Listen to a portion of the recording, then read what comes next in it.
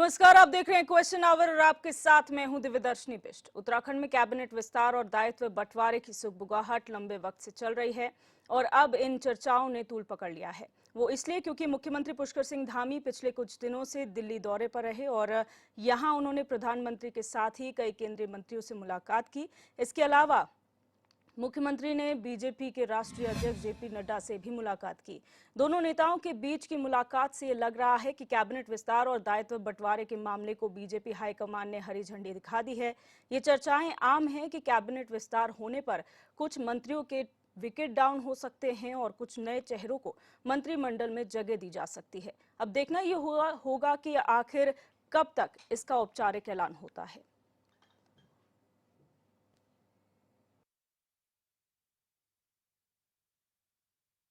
देखिए, मंत्रिमंडल को लेकर के ये माननीय मुख्यमंत्री जी का विशेष अधिकार होता है कि किस विधायक को अपने मंत्रिमंडल में काम पे लगाना है, क्या विभाग देने हैं और जल्द ही इस पर स्थिति साफ होगी। माननीय मुख्यमंत्री जी ने किस व्यक्ति को, किस विधायक को अपने मंत्रिमंडल में शामिल करना है, उनका विशेष अधिकार। निश्चित रूप से इस पर मुख्यमंत्री जी जल्द ही कोई बेहतर निर्णय लेंगे, क्योंकि भारतीय जनता पार्टी की जो सरकार है वो उत्तराखंड के विकास के लिए अहम फैसले इस समय ले रही है और क्रांतिकारी फैसले हम कर रहे हैं।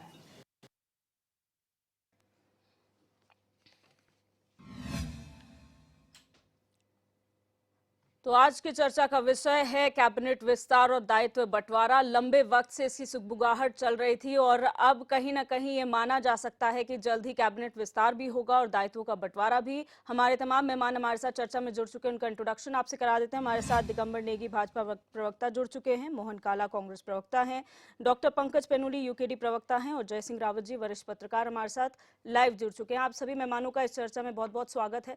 सबसे पहले दिगंबर नेगी जी, बहुत लंबा वक्त लगा दिया आप लोगों ने, 3 पद खाली थे, फिर 4 पद हुए और दायित्व बंटवारे भी नहीं हुए हैं। अब क्या उम्मीद जताई जा रही है?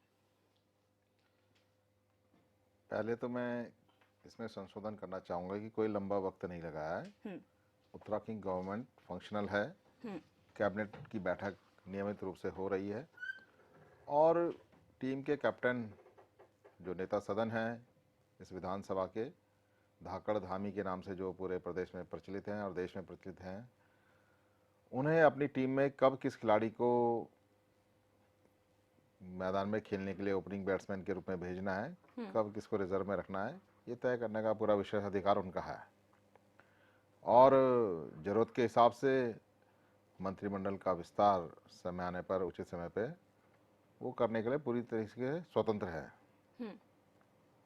ठीक है, मोहन काला जी आप क्या कहेंगे इस विषय पर? दिगंबर नेगी जी कहते हैं कोई लंबा वक्त नहीं है, ठीक ठाक काम चल रहा है, जब जिसकी जरूरत होगी उसको इन कर लिया जाएगा।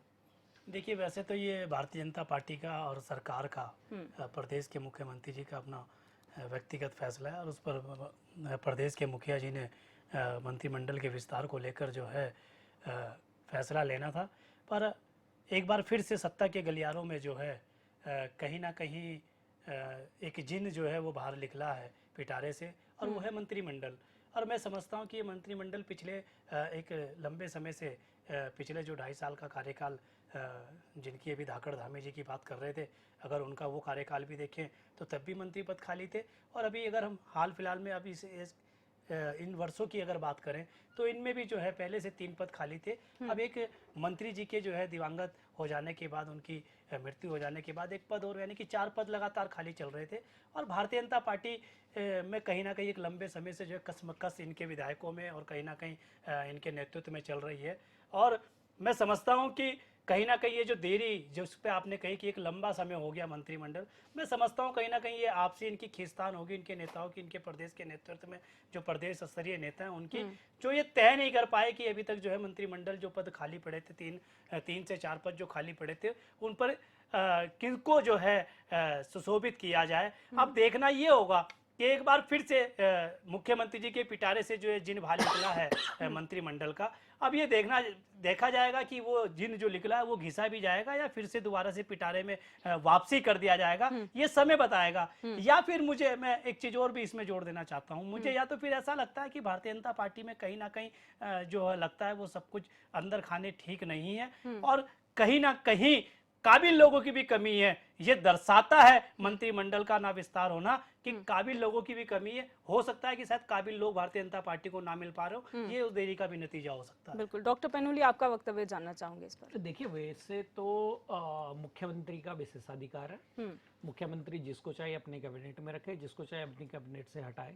लेकिन एक प्रदेश का टैक्स पेयर होने के नाते, एक प्रदेश का नागरिक होने के नाते मैं अपने सरकार और मुख्यमंत्री से पूछना चाहता हूँ कि जिन्होंने ये कॉन्स्टिट्यूशन बनाया और जिन्होंने ये नियम बनाया कि उत्तराखंड में जो मंत्रियों की संख्या होगी वो 12 होगी, या तो वो बेवकूफ़ लोग थे या मुख्यमंत्री बहुत हमारे विद्वान आदमी हैं जिन्हें नहीं लगता है कि 12 की ज़रूरत है, या तो फिर हमारे मुख्यमंत्री और जैसे मोहन काला भाई ने कहा है कि उनको योग्य आदमी नहीं मिल रहा है।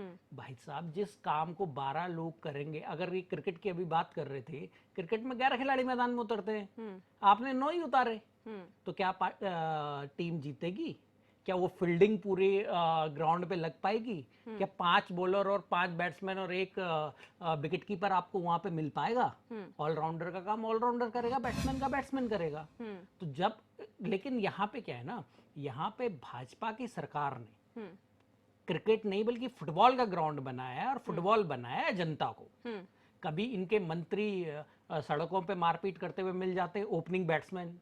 कभी इनके दायित्वधारी जो हैं वो रिसोर्ट में जो अंकिता भंडारी के साथ वो उसका होता है। कभी इनके एक्स्ट्रा बैट्समैन आके पुलिस के रूप में वो जाके गांधी पार्क में बच्चों पे लाठी चार्ज कर देते हैं, वहां पे भी स्कोर करते हैं।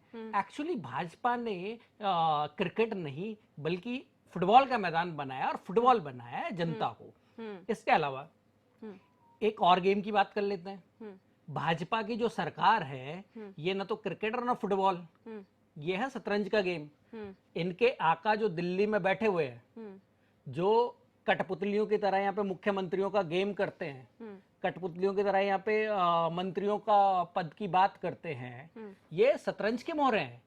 है क्या दुख है उत्तराखंड को, और उत्तराखंड के लोगों, उत्तराखंडी होने के नाते मेरे को बहुत ज्यादा दुख होता है जब हमारे लोग, धामी जी भी हमारे हैं, त्रिवेंद्र रावत हमारे थे, तीरथ सिंह रावत हमारे थे, ये सब हमारे लोग, लोगों को जब चलाने वाला जो दिल्ली का आदमी है, वो बैठ के जब हमारे लोगों की बेइज्जती करता है, और जब मन करता है हमारे आदमी को बाहर फेंक देता है, जब मन करता है हमारे राज्य में 3 मंत्री कम देता है, तो इस चीज का दुख होता है। और ये शतरंज का गेम है, ये एक लाला की दुकान है जिसने एक मुनीम यहाँ बिठा रखा है और सेठ बैठा हुआ है दिल्ली। तो इस तरीके का गेम उत्तराखंड के अंदर चल रहा है। मैं बीजेपी के प्रवक्ता से पूछना चाहता हूं, उन्होंने कहा कि भाजपा सरकार बिल्कुल एकदम परफेक्ट चल रही है, तो भाई साहब आप एक चीज बताइए कि अगर 3 मंत्री और होते तो क्या वो जाके रमी खेल रहे होते कहीं पे बैठ के, या सीप खेल रहे होते? वो भी तो काम करते ना ग्राउंड पे, वो भी ग्राउंड में जाते। जहां 9 मंत्री गए हैं वहां 12 मंत्री होते, काम और तेजी से होता, हमारा भू कानून अटका हुआ नहीं होता, भू कानून अब तक बन गया होता किसी मंत्री की ड्यूटी लगाते। नकल अध्यादेश जो लाया है वो आज तक कानून बन गया होता अगर हमारे 3 मंत्री और होते। तो क्योंकि लोगों की कमी है तुम्हारे पास, बढ़ाओ उनको। मैं तो एडवाइस करूंगा कि बढ़ाओ, और बढ़ा के लाओ, 12 के 12 मंत्री दो। और दायित्व जो तुमने छोड़ रखे हैं भाजपा ने इतने, अगर दायित्व अगर वो बांटने ही नहीं थे तो बनाए क्यों थे? अगर वो बनाए हैं उसका कुछ ना कुछ कारण तो होगा, और कुछ ना कुछ उसका काम होगा, इसीलिए वो बनाए गए हैं। तो भाजपा को ये ध्यान रखना चाहिए कि प्रदेश को फुटबॉल न बनाए, और जो भी प्रदेश के हित में और प्रदेश के काम को जो चीज आगे बढ़ा सकती है उसको आगे बढ़ाए। जयसिंह रावत जी, आपका क्या वक्तव्य है इस पूरे मामले पर? क्योंकि राजनीतिक दलों ने तो अपनी बात रख दी, लेकिन एक विश्लेषक के तौर पर आप कैसे देखते हैं इसे? एक कहावत है कि छोटी पूजा के भी 5 बर्तन और बड़ी पूजाई होती है उसके भी 5 बर्तन। अब भले ही हमारा राज्य छोटा हो, लेकिन विभाग तो उतने ही होते हैं ना जितने यूपी में होंगे दूसरी जगह, तो वो उतना, तो उसका है। जब से 91वां संशोधन हुआ है 2003 में संविधान का, तो कैबिनेट के जो साइज तय हो गए, केंद्र का तय हो गया, राज्यों का हो गया, उसके जनसंख्या के हिसाब से हो गया, अब बन गया। तो हमारे हिस्से में केवल 12 मंत्रियों का है। 12 पहले आप जानते हैं, पहले तो शुरू में उनके जमाने में, नित्यानंद स्वामी जी के जमाने में तो 16 मंत्री हुआ करते थे उनके साथ। उसके बाद तिवारी के जमाने में जब डाउन साइज हुआ, जब 91 संशोधन 2005 में लागू हुआ, तो उसके बाद फिर 12 हो गए। अब 12 मंत्रियों को भी आप 12 नहीं बना पा रहे हैं। अब दिक्कत ये है, उसके होता क्या है कि जितने कम मिनिस्टर होंगे सारा भार किस पर जाता है, मुख्यमंत्री पर पड़ जाता है। वो जो कोई मंत्री रहा मुख्यमंत्री के पास, क्योंकि मुख्यमंत्री अपने आप में सब विभागों के मंत्री तो वैसे होते हैं, तो उनको जितना कम उनके पास विभाग हो तो उनके पास सुपरवाइजरी जो रोल जो उनका होता है वो दूसरी बात, उनका केवल विभाग ही थोड़ी उनको सारे के सारे विभाग देखने होते हैं, केवल वही विभाग नहीं है जिनका मंत्री नहीं होता है, क्योंकि चीफ मिनिस्टर है। उसके अलावा भी उनको प्रोटोकॉल उन्हें देखना है, बाकी पॉलिटिकल काम देखना है, सब काम होते हैं उनके पास। इतना वजन वो समय नहीं होता, समय न होने की वजह जो एक्स्ट्रा डिपार्टमेंट उनको दिए जाते हैं, पोर्टफोलियो दिए जाए, उनके साथ न्याय नहीं होता है। तो इसलिए बेहतर होता है कि भाई एक तो छोटा मंत्रिमंडल है, ऊपर से आपने मंत्री 3 मंत्री पहले से नहीं थे, 1 मंत्री और कम हो गए दुर्भाग्य से, 4 मिनिस्टर नहीं रह गए। 3 की भरपाई जितनी जल्दी हो जाए तो राज्य हित में करना भी चाहिए। लेकिन होता क्या है, कहते हैं ना, बंद मुट्ठी तो लाल तीर, खुल गई तो खाप की। तो जब तक वो है 4 उनके मुट्ठी के अंदर है मुख्यमंत्री जी की, जिस दिन वो खोल देंगे उसके बाद तो रह नहीं जाएगा। इसलिए अभी ऐसा लगता है कि ये जो चुनाव है आपका बागेश्वर का, चंद्रराम जी के निधन के बाद जो हुआ, खाली हुआ, उससे पहले मुझे लगता नहीं कि ये मंत्रिमंडल का विस्तार होगा, नहीं संगठन की भी संभावना, संगठन के में भी विस्तार या फेरबदल की संभावना तब तक नहीं है जब तक नहीं होता, क्योंकि कर्नाटक चुनाव के बाद तो बीजेपी को बहुत बड़ा झटका लगा है। तो वो जो भी देखेंगे बहुत फूक फूक के कदम रख रहे हैं, और वो नहीं चाहते हैं कि यहाँ बागेश्वर वाला चुनाव हार जाए, क्योंकि हुआ था एक बार जब 2014 तक 14 में हुआ था शायद, उस समय हो गया था ये रेखा आर्य वाली जो सीट थी उसमें बीजेपी हार गई थी और कांग्रेस ने ले ली थी, उपचुनाव में जीत गए थे।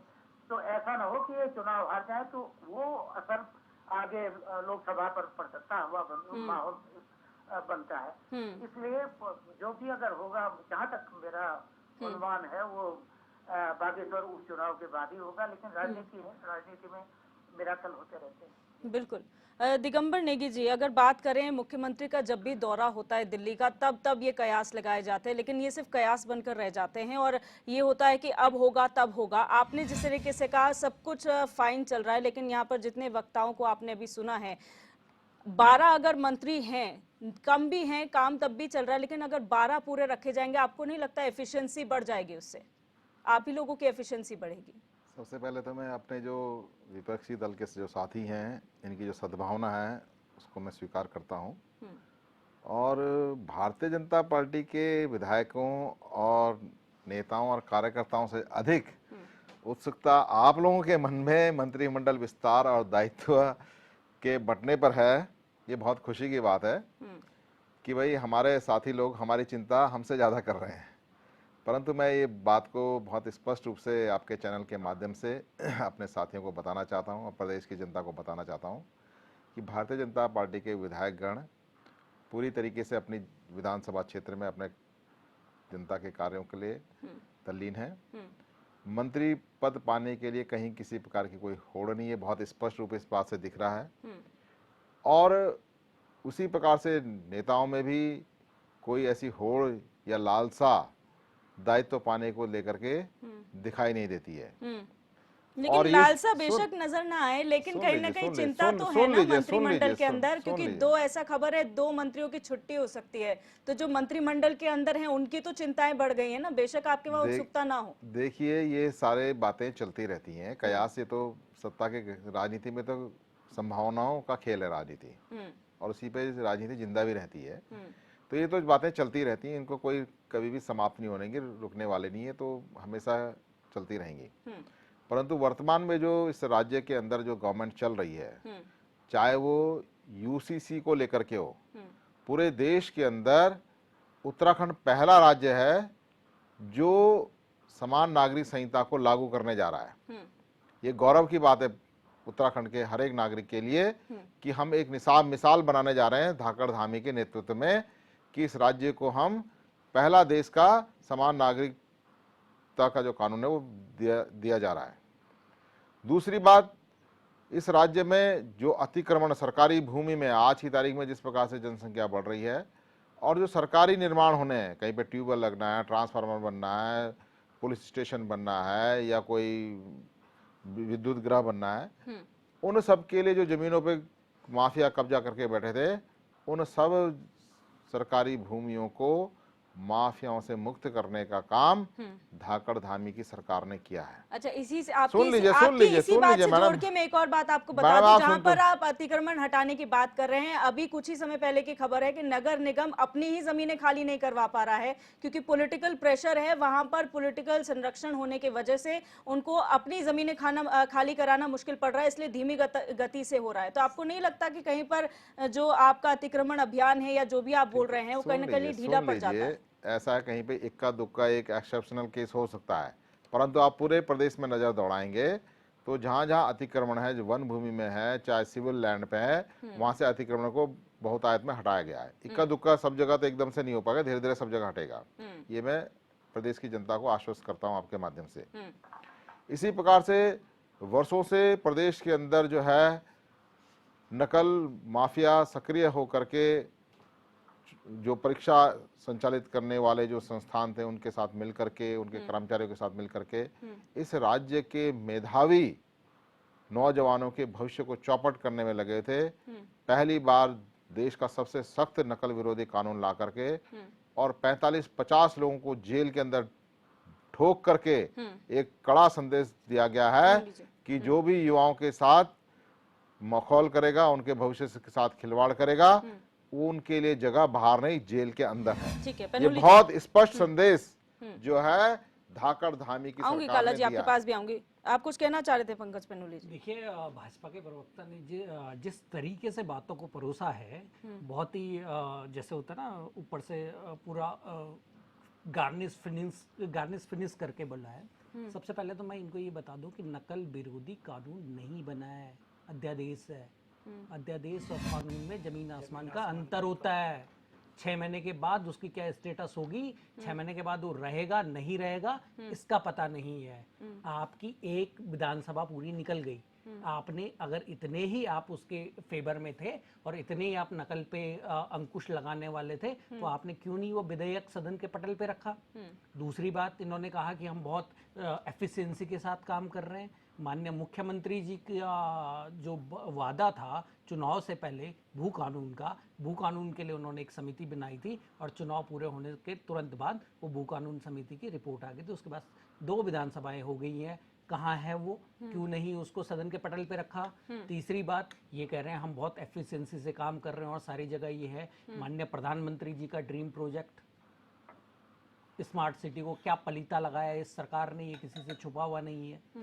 किस तरीके से स्मार्ट सिटी को 6 साल तक डिरेल करा गया, ये कह रहे हैं। अभी इन्होंने कहा कि मैं जनता को यहाँ से आश्वस्त करता हूँ आपके चैनल के माध्यम से। मैं इनसे पूछना चाहता हूँ कि यही बीजेपी के प्रवक्ता जिस दिन स्मार्ट सिटी का प्रोजेक्ट का 50% पैसा जो कटा था, उसी दिन बीजेपी के प्रवक्ता यहाँ आके बोलते थे कि हमने, धामी जी ने लेटर लिख दिया है, हम इतने दिन में वो पैसा वापस लाएंगे, स्मार्ट सिटी का पूरा पैसा मिलेगा। तो इनके जो आश्वासन है वो हवाई होते हैं। तीसरी चीज, इनका जितना भी फोकस है, जो भी फोकस है, अब देखिए हमारे मंत्री जी बीच रोड पे एक व्यक्ति को किस तरीके से मारते हैं।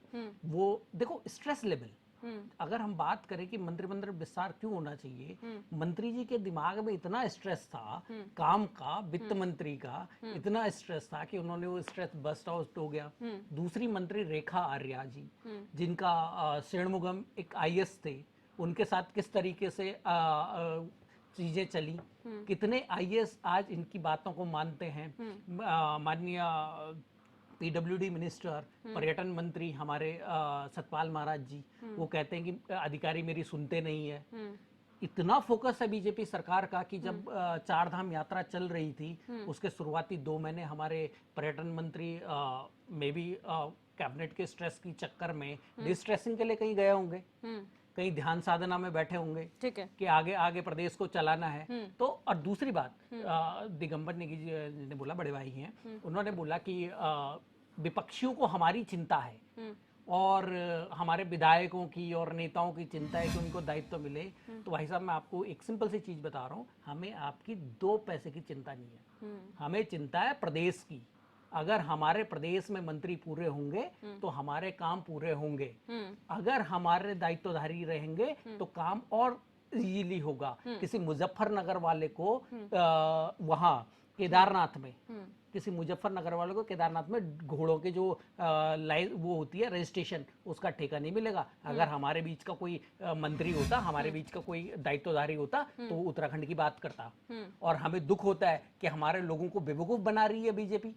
सेंटर से जब तक नहीं आएगा तब तक नहीं बनेंगे। हमारे ही तो नेता हैं वो, कोई टिहरी का होगा, कोई पौड़ी का होगा, चमोली का होगा, कोई रुद्रप्रयाग का होगा, कोई पिथौरागढ़ का होगा, कहीं कहीं का होगा। हमारे लोगों को मौका नहीं मिल रहा है सेवा करने का। हमारा तो ये दुख है। हमारा आपके नेताओं से कोई लेना देना नहीं है, बीजेपी के नेताओं से। मोहन काला जी, वही बात पंकज पेनुनी जी ने कही कि विपक्ष को जिस तरह से चिंता जाहिर करने की बात कही जा रही है, लेकिन कांग्रेस तो कहीं ना कहीं सत्ता में रही है, तो ऐसे में आप लोगों को पता होगा कि क्या चैलेंजेस हैं। आप जाके फ्रेंडली विपक्ष के तौर पर भारतीय जनता पार्टी को बताते क्यों नहीं है कि आखिर सरकार चलानी है तो क्या चैलेंजेस आएंगे, और मंत्री अगर बिठाने हैं तो क्या चैलेंजेस आएंगे? देखिए, सत्ता के नशे में मदमस्त और चोर सरकार जब तानाशाही हो जाती है तो वो किसी की नहीं सुनती है। और भारतीय जनता पार्टी का तो मकसद आपको मालूम है, आपके चैनल के माध्यम से बताना चाहता हूँ कि भारतीय जनता पार्टी का तो मकसद ही विपक्ष को खत्म करना है। ये किसी से छुपा नहीं है कि भाई वो तो चाहते ही है कि इस प्रदेश में या इस देश में विपक्ष ना हो। उनका तो एकमात्र एक लक्ष्य यही है कि किसी भी तरीके से हमारी कोई भी निंदा ना कर सके, इसलिए वो विपक्ष आते ही नहीं है। और अगर भारतीय जनता पार्टी को कभी अच्छा लगेगा तो वो विपक्ष के लोगों को आमंत्रित करे, विपक्ष के लोग विपक्ष के रूप में विपक्षी दल जो है अपनी राय देंगे और उनको सुझाव देंगे, पर वो जब आमंत्रित करेंगे वो तब देंगे।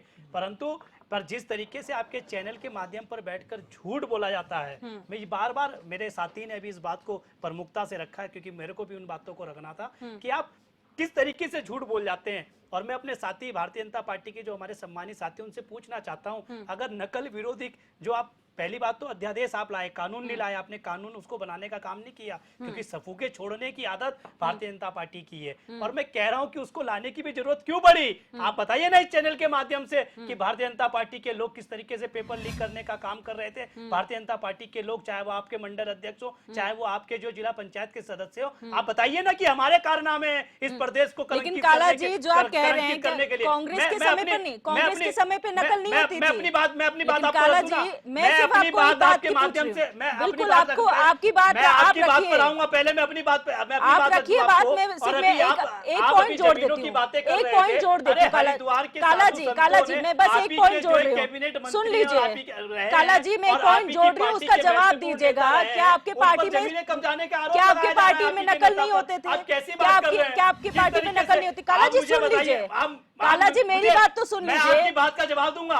पहले मेरा सवाल तो सुन लीजिए, पहले मेरी सवाल तो सुन लीजिए। आप उनको काउंटर कीजिएगा, मुझे काउंटर क्यों कर रहे हैं आप? सर मेरे को नहीं, तो आप मेरी सुन लीजिए ना बात, आप मेरी बात सुनिए, मेरा सवाल तो सुनिए, मेरी सवाल सुनिए, मेरा सवाल सुनिए। आप आरोप लगाते हैं, आप सवाल भी सुन लीजिए। क्या कांग्रेस के समय पर नकल नहीं होती थी? क्या कांग्रेस के समय पर नकल नहीं होती थी? और होती थी तो क्या आप नकल अध्यादेश लेकर आए? जवाब दिया कि नहीं दिया? क्या आप तैयार करने का तो नकल अध्यादेश क्या आप लोग लेकर आए थे? जनता ने उसका जवाब दिया ना, जनता ने जवाब दिया ना। पर आप जिस तरीके से झूठ परोसने का काम यहाँ से करते हैं, वो झूठ परोसने का काम तो ना होना। अभी आप कह रहे थे, अरे यही हमारी पवित्र नगरी, जहाँ के साधु संतों ने आप ही की पार्टी के एक वरिष्ठ नेता पर जो है, भारतीय जनता पार्टी के एक वरिष्ठ नेता पर जमीनें कब्जाने का आरोप लगाया, अखाड़ों की। आप ही के ऋषिकेश के जो विधायक है, जो मंत्री है, उन पर आरोप लगे। कैसी बातें कर रहे हैं आप यहाँ पर बैठकर? और मैं आपसे कह रहा हूँ कि प्रदेश के अंदर आपने, ये भारतीय जनता पार्टी का अपना व्यक्तिगत फैसला है, मैंने पहले भी कहा, वो बनाए ना बनाए, पर मैं आपसे कह रहा हूँ ना कि कहीं ना कहीं जिस तरीके से इस प्रदेश को कलंकित करने का काम भारतीय जनता पार्टी ने किया है, तो इनके पास, इन लोगों के पास काबिल लोग, मैं समझता हूं कि काबिल वो व्यक्ति ही नहीं है जिनको वो दायित्व देकर जो है प्रदेश के मंत्री पद से सुशोभित कर पाए, सीधा सा वो है। और भारतीय जनता पार्टी को इसको एक्सेप्ट भी करना पड़ेगा कि हाँ, हमारे पास काबिल लोग नहीं है जिनको हम इतने समय से हमने इन पदों को खाली रखा हुआ है। ठीक है, जय सिंह रावत जी, क्या आपको भी ये लगता है कि भारतीय जनता पार्टी के पास काबिल लोग नहीं हैं? इतने सारे विधायक हैं, इतने सारे मंत्री हैं जो काबिल हैं, जो बहुत लंबे समय से भारतीय जनता पार्टी में काम कर रहे हैं, और वे ये उम्मीद रखते हैं कि कभी तो कोई दायित्व मिल जाए, कभी तो मंत्री पद की जिम्मेदारी मिल जाए। क्या आपको नहीं लगता है कि ये बात सच है कि काबिल लोग हैं लेकिन जगह नहीं मिलती उन्हें? देखिए, काबिलियत क्यों नहीं है, काबिल लोग हैं, अनुभवी लोग हैं। एक एक का नाम गिनाएंगे कई लोग मिल जाएंगे उसमें। लेकिन ये है कि वो जो उनके जो हीरे हैं उनको पहचानने की आंखें भी तो होनी चाहिए। दूसरा, जो राजनीतिक जो दिक्कत है हमारे प्रदेश में नहीं है, वो क्या कहते हैं, आदमी की काबिलियत नहीं देखी जाती, विधायक की या कोई मंत्री की काबिलियत नहीं देखी जाती। उसकी जात की खाद देखी जाएगी, उसका धर्म देखा जाएगा, उसका क्षेत्र देखा जाएगा। इस तरह से होता है, उसके काबिलियत का कोई मतलब नहीं। वरना मुन्ना सिंह चौहान जैसे लोग हैं, इतने सीनियर लोग हैं, बहुत सारे लोग हैं। तो क्या उसमें बीजेपी में मंत्री बनने वाले, वो तो जो लोग मुख्यमंत्री बनने के जिनका व्यक्तित्व है, जिनकी काबिलियत है, उनको मंत्री तक नहीं बनाया जा रहा है। सवाल तो उसका है, क्योंकि लेकिन ये मजबूरी है, राजनीतिक मजबूरी है। ये बीजेपी के साथ ही नहीं होती है, पहले भी होती रही है कि हरीश रावत जी के जमाने में दो पद बहुत समय तक खाली रहे अल्टीमेटली। लेकिन हीरा सिंह जैसे सीनियर लोग छूट गए थे, उस समय भी छूट गए थे। तो ये राजनीति, चलो ये हमारी विडम्बना है राजनीति की। बहरहाल मैं ये कह रहा हूँ कि मुख्यमंत्री जी को जितनी जल्दी हो मंत्रिमंडल का विस्तार कर लेना चाहिए, क्योंकि आपको परफॉर्मेंस देनी है। परफॉर्मेंस देंगे तभी तो लोकसभा का चुनाव भी तो आपने जीतना है या जो भी लड़ना है, तो उसके बाद नतीजा जो भी होगा, परफॉर्मेंस नहीं देगी। दूसरा, जो मंत्रियों का उनके कामकाज की समीक्षा जरूर होनी चाहिए। कुछ मंत्री तो एकदम ही बिल्कुल बेकार है, कोई मतलब नहीं है, उनके विभागों से सब अधिकारियों से सामंजस्य नहीं है, और अपनी ऐश में रहते हैं, कोई अपना हेगड़ी जमाते रहते हैं, अपना रुतबा दिखाने की, जिनको उनके काम से कोई मतलब नहीं है। अपना रुतबे से मतलब है, अखबारों में अपनी फोटो छपवाने से मतलब है, और मंत्रिमंडल रिव्यू न करने से, इनके कामकाज की समीक्षा न किए जाने की वजह से ये तानाशाह हो जाते हैं। इन्हें लगता है भाई अब तो हमको कौन हटाएगा, हम चाहे जितना खाएं, जितना भ्रष्टाचार करें, जितना लोगों को परेशान करें, जितने एंटी पीपल लोग जन विरोधी काम करें, कोई क्या पड़ता है। चुनाव में जाएंगे तो मोदी जी के नाम से चुनाव लड़ेंगे, उसके बाद हमको हमारी कुर्सी कोई छीन नहीं सकता। इसलिए जरूरी है कि धामी जी अपने मंत्रियों की समीक्षा करें, और जो लोग फिट नहीं बैठे उनको बाहर करो। आपके यहाँ 47 विधायकों में आपको 2, 3, 4 मंत्री नहीं मिल पा रहे, तो बड़ी खेद का विषय। एक तो ये करना, बिल्कुल समीक्षा करनी आपको जरूरी है। दूसरी बात, अभी यूसीसी की बात आई, देखिए आपके चैनल पर कई बार डिस्कशन हो गया है। अगर भारत सरकार यूसीसी ला रही है तो उत्तराखंड की यूसीसी क्या मतलब रह गया? धामी जी को निश्चित रूप से क्रेडिट मिलेगा, क्योंकि शुरुआत इन्होंने की है। लेकिन आप जो बना रहे उसका क्या होगा? आपने जो 5 करोड़ रुपए इस पर खर्च किए, उसका क्या होने जा रहा?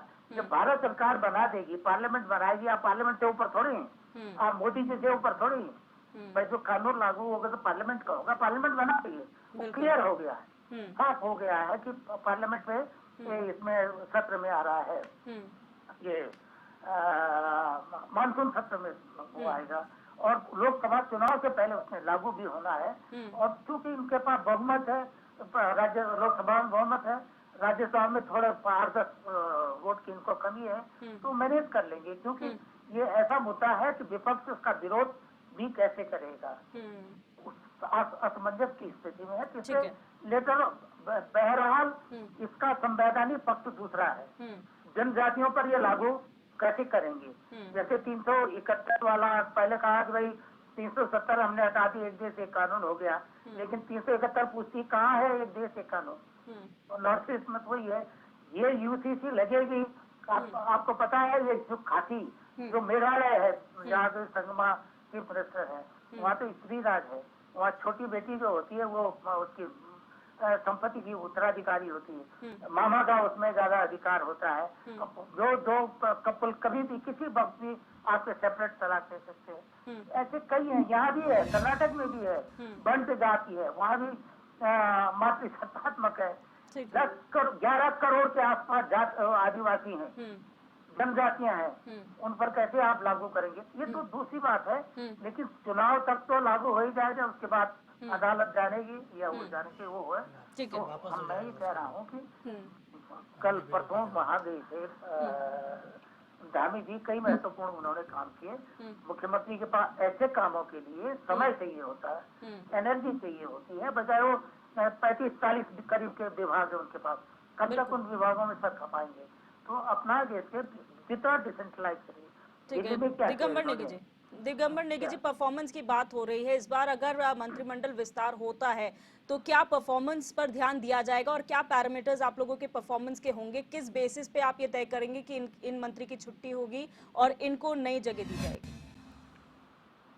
देखिए, परफॉर्मेंस वाइज उत्तराखंड गवर्नमेंट अपने बिल्कुल सही ट्रैक पे चल रही है और यही कारण है कि भाई 2022 में उत्तराखंड की जनता ने पहली बार रिवाज को तोड़ते हुए दोबारा से भारतीय जनता पार्टी को सत्ता सौंपी है। हमारे विपक्षी दलों की बौखलाहट साफ नजर आ रही है, जो बार बार कह रहे हैं कि आपके पास काबिलियत लोग नहीं है, हमें आप अपने अंदर ले लो। इनकी कहने का तात्पर्य ये है कि आपके यहाँ आप हमें एडजस्ट कर लो, ये इनकी मंशा लगती है बार बार इस बात को कह करके आपके यहाँ। सम्मान दे, हम और ऐसी अपेक्षा करते हैं। हम तो जहाँ पर हैं, और जो है और आपको सम्मान दे, हम ये चाहते अभी भी कांग्रेस के 5 विधायक जो भारतीय जनता पार्टी में आने को ललायित है। मैं वही तो कह रहा हूँ ना, एक दो तो कि आपके बिल्कुल यहाँ स्पष्ट कह काबिलियत चुके नहीं है, हैं हमको पहले कांग्रेस भी के लोग ही कि चाहिए हम जो चलाने है के लिए। कांग्रेस छोड़ने सतपाल को तैयार है। कांग्रेस के, ठीक है, आर्या जी कांग्रेस की, तो ये जो है सुबोध जी कांग्रेस के, सौरभ बोगड़ा जी कांग्रेस के, भारतीय जनता पार्टी को चलाएंगे ही कांग्रेस के लोग। तो ये जो पंजाब का जीता जागता उदाहरण देख लीजिए ना। तो ये जो सुनील जाखड़ जी कांग्रेसियों को। की हमारे मैं विपक्षी दल के साथियों की जो मैं लालसा है दिव्य दर्शनी जी बार-बार वो इसलिए दिखाई कह दे रहा रही हूं कि है काबिल साहब। लोग ही नहीं है। ये भी सोच रहे होंगे और कि ये तो- कांग्रेस के 2-4 आ जाए तो ये तो काबिल है वो 16 में जो चलाने के, एपिसोड क्योंकि ये हुआ, चला नहीं पाएंगे। अब सुन मैं लीजिए पहले आप। कह रहा था, अभी कि शायद 16 में जैसी आप मेरी बात अपने से लोगों को नाराज हो गए थे, मैं इसीलिए कह संभाल रहा नहीं था पाए, कि ये आप इनके संभाल यहाँ नहीं पाते काबिल अपने नहीं है। लोगों को। अरे गलत आपके कह रहे हो यहाँ- आप अपने लोगों को इज्जत नहीं दे पाते, संभाल नहीं आप पाते। मुझे बताइए, आपके त्रिवेंद्र पार्टी सिंह का रावत जी का मुख्यमंत्री, बयान आप संभाल नहीं पाते। सुनिए, आपकी तीरथ सिंह पार्टी का रावत जी का बयान मुख्यमंत्री, आप संभाल नहीं पाते। जिसको आप आपकी कह रहे पार्टी ने संभाल नहीं मुख्यमंत्री पाते। बनाया, विजय अरे बहुगुणा, तीरथ सिंह रावत वो जी कह रहे कांग्रेस में कभी आ चल गया। थोड़ी बढ़ गई। तीरथ आपकी सिंह रावत पार्टी जी के कहते 3 हैं, मंत्री आप मुझे बताइए ना कैसे बीजेपी में आ गए। और संजय आप मुझे बताइए, संजय गुप्ता जी लक्सर से आपके, इतना उत्पीड़न किया, यतीन्द्र आनंद जी मंत्री आपके, रहते, राजेश लोग शुक्ला जो जी है आपके, भारतीय जनता पार्टी ठीक है, में आ गए। आप ये आज देखिए, तक और ये इतिहास कह रहे हैं कि में कभी कांग्रेस नहीं नहीं हुआ संभाल पाती है। अरे कि सिटी मुझे तो मिनिस्टर, लगता है कि जिस लेकिन तरीके दिगंबर से जी- मंत्रिमंडल किसी सम्मिलित पार्टी नहीं हो का- रहा है, लेकिन दिगंबर भारतीय जी- जनता छोड़ पार्टी के में सिर्फ फुटबॉल दूसरी है, पार्टी उनका में चला काबिल गया। फिर भी सिर्फ एक फुटबॉल मिनट नजर आ रही है, एक जिस मिनट तरीके काला से जी, दिखने में आ लेकिन रहा है। फिर भी और आप जिस जवाब तरीके नहीं से दे पाए। बार-बार मुख्यमंत्री ठीक है, जी को दिल्ली जाना पड़ रहा है, तो ये ठीक भी है, सर फुटबॉल ठीक है है, आपस ठीक है की। काला जी, एक मिनट दिगंबर जी, आप- फिर भी आपको आप जवाब नहीं दे आपने- पाए। आपने एक एक मिनट, परफॉर्मेंस एक मैं मिनट। बताता हूँ मुख्यमंत्री को आपको। नहीं अरे समझ एक पाए। सुन कैबिनेट लेते, मंत्री फिर आप सड़क सुन पर लेते। सरेआम एक व्यक्ति को मारता है, अब ठीक है। इससे बड़ी परफॉर्मेंस ठीक तो है, आपकी दिगंबर और क्या नेगी जी, चाहिए? आप फिर एक भी ये नहीं कैबिनेट बोल मंत्री पाए के लोग कि इस युवक आखिर को क्या सरेआम परफॉर्मेंस पीटते का हैं, बेसिस वो होगा। कानून हाथ में लेते हैं, ठीक है। इससे ज्यादा और परफॉर्मेंस क्या ठीक चाहिए है, होगी? काला जी, इनकी दिगंबर बौखलाहट साफ दिखाई दे रही है कि दिगंबर अरे मैं नेगी आपकी जी, कमजोर मैं नस आपकी पे हाथ तारीफ रखा। काला जी, सीधे काला जी, कर रहा सुन हूँ। लीजिए, एक मिनट, कांग्रेस और भाग आपको भी रही है, ऐसी आ रही है कांग्रेस अपनी ही भाग तारीफ रहे हैं। ठीक है। ये आपके कारनामे लगे। सुन के आपको भी दिगंबर जी, तारीफ- देखिए, लेकिन आपको आप जो फिर है भी कारनामे मैंने ठीक सुन है के काला आपको जी, तारीफ- एक मिनट, फिर भी आप ये नहीं बता मैंने- पाए कि पैरामीटर्स क्या हैं। आप ये कह रहे हैं कि सब कुछ ठीक है, परफॉर्मेंस बिल्कुल बेहतर चल रही है, लेकिन क्या आप वो छोटी छोटी बातें जिनके लिए मंत्री अक्सर सुर्खियों में आते हैं, क्या उनको काउंट नहीं करेंगे उस पैरामीटर्स में? क्या वो हिस्सा नहीं होगा, या फिर आप उसे दरकिनार करके सिर्फ और सिर्फ जो ग्राउंड पे काम हो रहे हैं वो इस विषय देखेंगे? पे आया नहीं था, मैंने तो इनकी केवल कमजोर नस पे हाथ रखा और उसी में चिल्ला पड़े। तो मैं तो अब विषय पे मैं अब आता हूँ। देखिए, भारतीय जनता पार्टी में एक बहुत हेल्दी कल्चर है। हर समय हमारे यहाँ पे इवैल्यूएशन प्रोसेस होती है और इवैल्यूएशन के बाद उसमें रिफॉर्म्स होते हैं। आप देखेंगे जब से हमने काम करना शुरू किया, राजनीतिक दल हमारा चल रहा है, उसमें इतने रिफॉर्म्स टाइम टू टाइम हमारे वर्किंग जो कल्चर है उसमें बदलाव आता रहता है।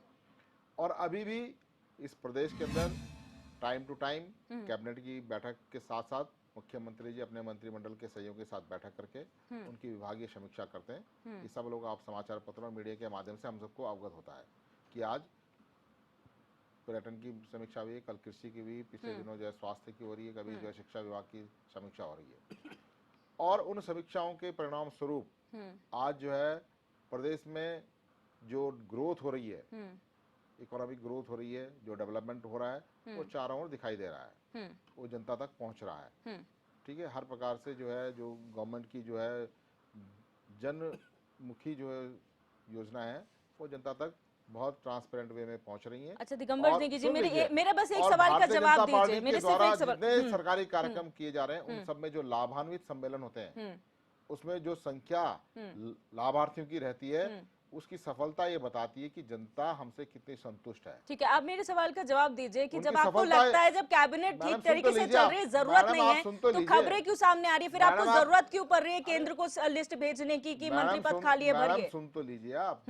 मैं पहले मेरा सेंटेंस पूरा होने दीजिए। लाभार्थी सम्मेलनों में जो लाभार्थियों की जो उपस्थिति है वो जो हमारा ग्रास रूट लेवल पे जो हमारा प्रोग्राम चल रहा है, जा रहा है, वो रिफ्लेक्ट करता है कि गवर्नमेंट गवर्नेंस कितनी बढ़िया चल रही है। ठीक है, दूसरी बात, अब ये बात आती है मंत्रिमंडल विस्तार की, इसकी जो खबरें हैं निश्चित रूप से कि जब मंत्रिमंडल की कुछ सीटें खाली होंगी तो उस बारे को लेकर के मीडिया में क्यूरियोसिटी होगी, पब्लिक में क्यूरियोसिटी होगी, पॉलिटिशियंस में क्यूरियोसिटी होगी। परंतु ये पॉलिटिकल स्ट्रेटजी भी होती है क्योंकि पॉलिटिक्स एक पावर गेम है। ठीक है ना, सारी बातें मैं मीडिया के चैनल में बैठा करके तो ज्ञान बेल नहीं सकता हूँ। ठीक है ना, तो ये क्या है, ये स्ट्रेटजी का हिस्सा भी होती है हर जगह, केवल भारत में नहीं, ये पूरे ग्लोबल फिनोमेना है कि हर पॉलिटिशियन जो बॉल है वो अपने हाथ में रखता है। ठीक है ना, कुछ हवा में रहती है, कुछ हाथ में रहती है। ठीक है ना, इस प्रकार से जो है ये जो गेम जो है पॉलिटिक्स का ग्लोबली चलता है। तो उसमें ये कहीं भी आश्चर्य की बात नहीं है कि पॉलिटिकल पावर को बैलेंस करने के लिए जब जिस समय जरूरत पड़ेगी मुख्यमंत्री जो कि अब मुझे एक इंडक्ट करने की जरूरत है, मुझे काम करने की जरूरत है, उसके लिए पूरी तरीके से स्वतंत्र है। उस समय वो अपने मंत्रिमंडल में 1, 2, 3, 4 लोगों को बना सकते हैं या कुछ को हटा सकते हैं। वो पूरी तरीके से उसके लिए क्या है, वो स्वतंत्र है, उनको पूरे तरीके से एम्पावर्ड है। पर लेकिन अब जय सिंह रावत जी की बात नकारेंगे कि यहाँ पर जो एक एक मंत्री के पास इतने सारे विभाग जो हैं, कैसे मैनेज करेंगे उन विभागों को? प्रेशराइज फील करते हैं, सभी ने बोला है। क्या आप इस बात को नहीं मानते, या फिर आपको लगता है कि सब इतने सक्षम हैं कि वो इतने ज्यादा विभाग जो है संभालने के कैपेबिलिटी रखते हैं? अभी मैं अपने विद्वान पत्रकार साथी जय सिंह रावत जी की बात से सहमत। उन्होंने कहा कि चाहे छोटी पूजा हो चाहे बड़ी पूजा हो, उसमें जो सामग्री है वो उतनी ही लगती है। ठीक है, अब आप ये देखिए कि हमारे राज्य की जो विधायिका है उसमें 70 विधायक हैं। उत्तर प्रदेश की विधायिका में 300 के लगभग विधायक हैं। तो 15% के अनुपात में उनके यहाँ मिनिस्टर्स की संख्या ज्यादा है, हमारे यहाँ 15% के अनुपात में हमारे यहाँ मिनिस्टर्स की संख्या कम है। तो नेचुरल है कि वहां पर जो है 2-2, 1-1, 3-3 मंत्रालय लोगों के पास होंगे।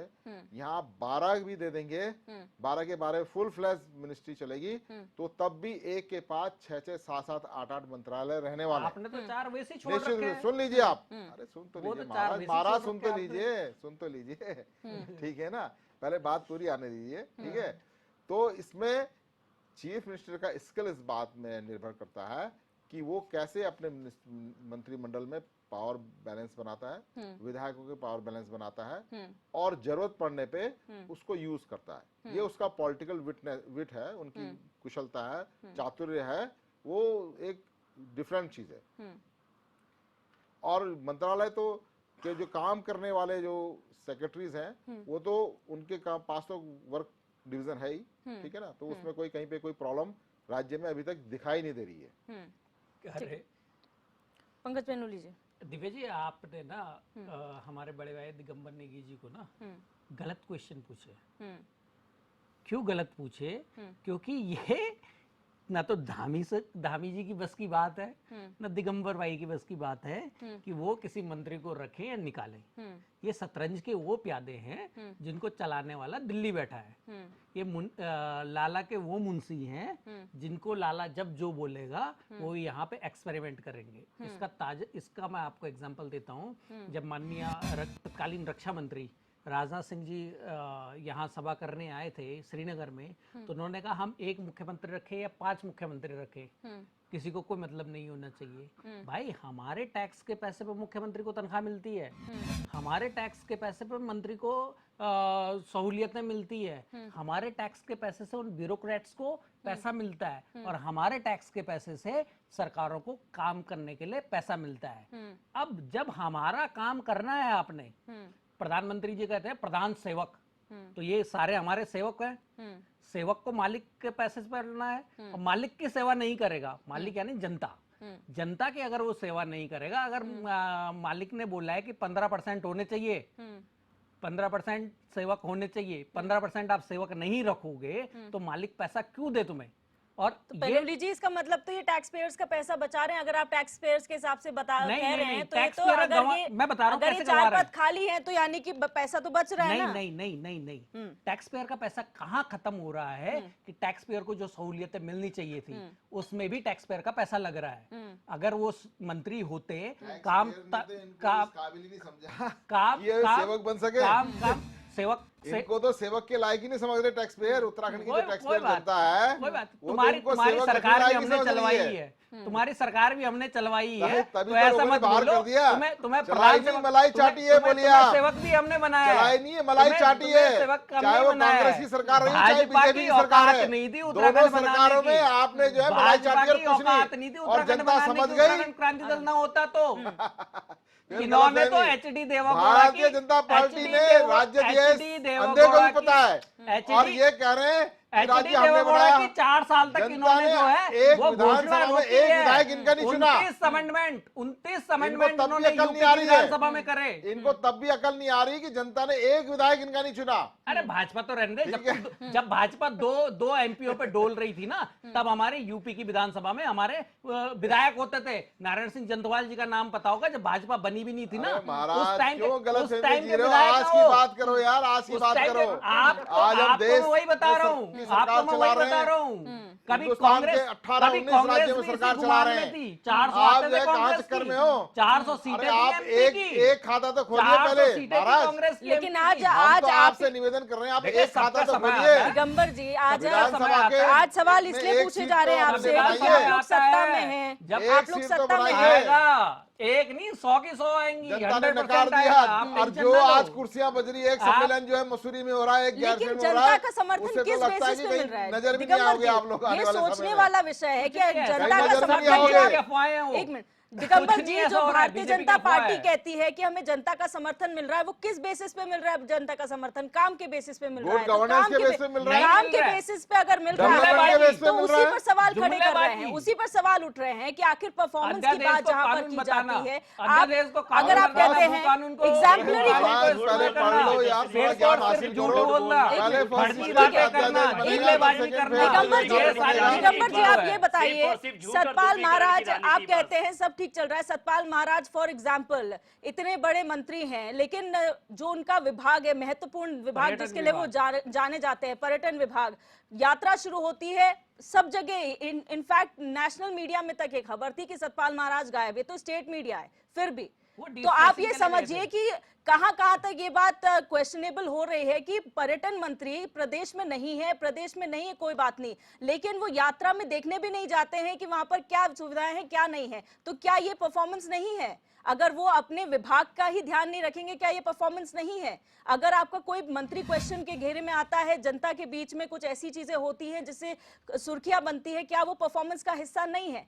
तो फिर आप कैसे कह सकते हैं कि परफॉर्मेंस सबकी बेहतर है? फिर तो आप ये कहेंगे सबको एक ही तराजू में आप तोल कर देख रहे हैं कि नहीं सब एक ही समान है, फिर किसी कोई पैरामीटर्स ही नहीं है। वो डिस्ट्रेसिंग आप के लिए गए परफॉर्मेंस थे। एक सुनिए, इतना आप स्ट्रेस था कि performance- डिस्ट्रेसिंग के लिए जा रखे थे, आप आगे परफॉर्मेंस वापस। किसको बोलते हैं? कि यात्रियों के बीच में जाके फोटो खिंचाने को परफॉर्मेंस बोलते हैं।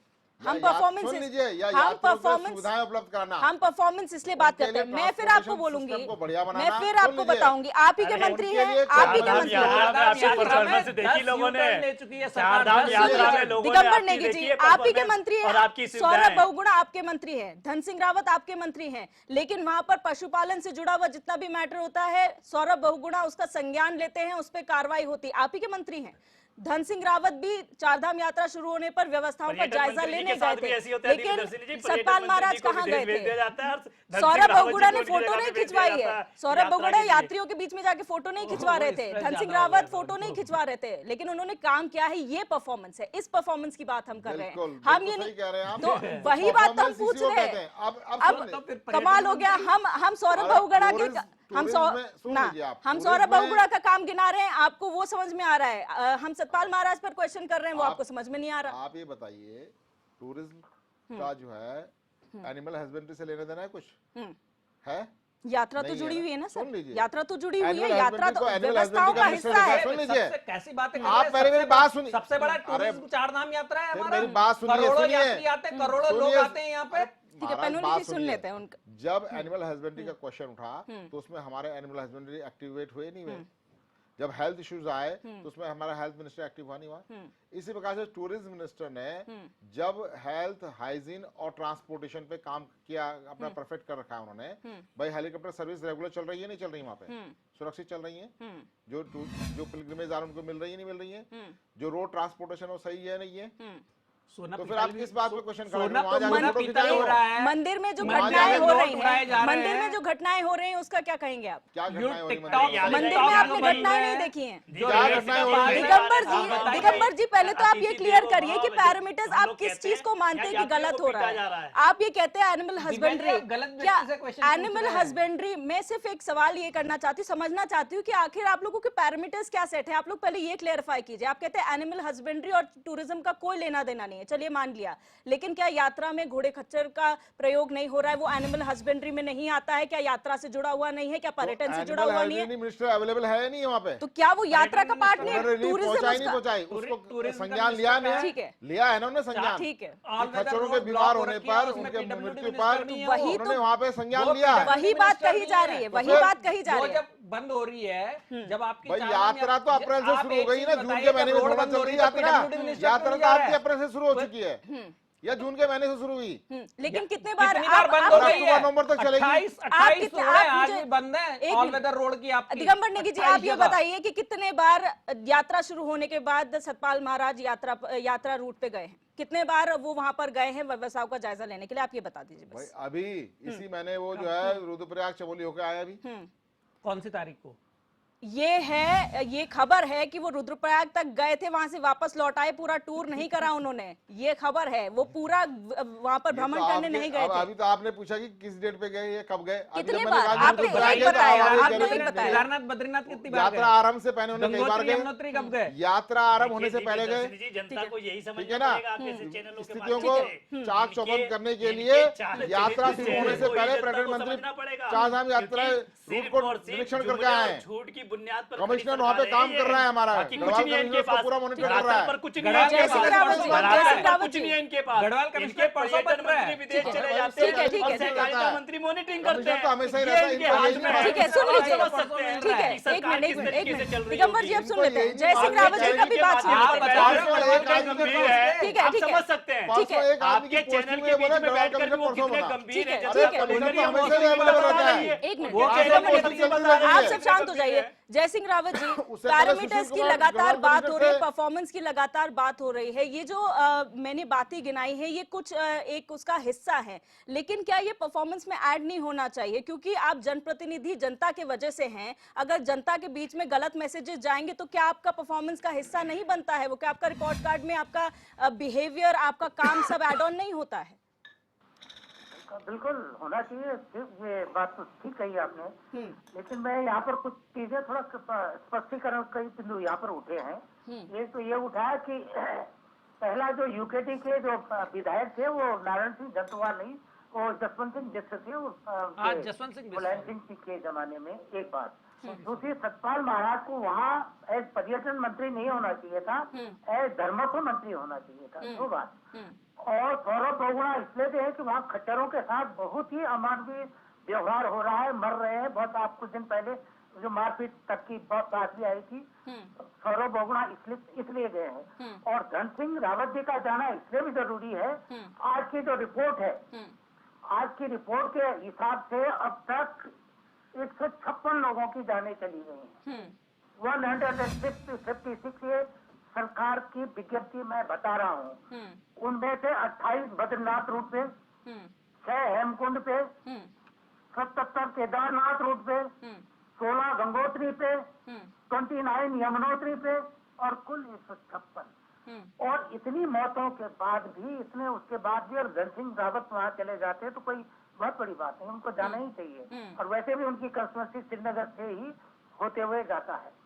एक और बात हुआ अभी, क्योंकि भाई चैनल है, आपके चैनल में बातें स्पष्ट होनी चाहिए। वो जो 91वां संविधान संशोधन था 2013 में 3 में, उसमें डाउन जो मंत्रिमंडल का साइज, क्योंकि कल्याण सिंह ने एक बार 92 मंत्री बना दिए थे उसी दौरान, मगर आप तो वक्त आपको शायद बहुत छोटी हुई होंगी तब तक, तो उसके बाद फिर ये 91 संशोधन सिर्फ क्या कहते हैं वाजपेयी जी के जमाने में हुआ था। उसमें 15% तो बड़े राज्यों के लिए है कि भाई जितनी संख्या है विधायकों या लोकसभा सदस्यों की जो संख्या है उसका 15% होना चाहिए। लेकिन जैसे नॉर्थ ईस्ट के स्टेट है, छोटे हैं, उत्तराखंड है, छोटे, इन लोगों के लिए हुआ कि ये 12 से कम नहीं होने चाहिए।